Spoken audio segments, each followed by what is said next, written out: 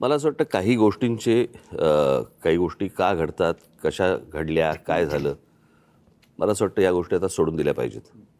आणि मी त्या दिवशी महेश मांजरेकरांच्या मुलाखतीमध्ये मी सांगितलं होतं, की कुठच्याही भांडणापेक्षा आणि वादापेक्षा महाराष्ट्र मोठा आहे. आणि आज संकट महाराष्ट्रावरती आहे, मुंबईवरती आहे, महाराष्ट्रातल्या अनेक शहरांवरती आहे.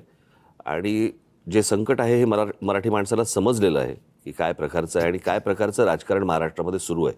मला असं वाटतं की ती एकच गोष्ट ही एकत्र येण्याचं सर्वात महत्त्वाचं कारण आहे.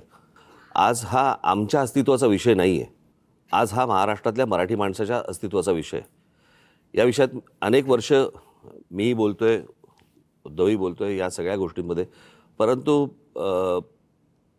आज अशा एका वळणावरती ही निवडणूक आणि महाराष्ट्र येऊन उभा आहे, की ज्याला आपण अभी नहीं तो कभी नहीं हे जे आपण नेहमी म्हणतो, तर ही परिस्थिती आज मुंबईवरती येऊन ठेपलेली आहे, ठाण्यावरती येऊन ठेपलेली आहे.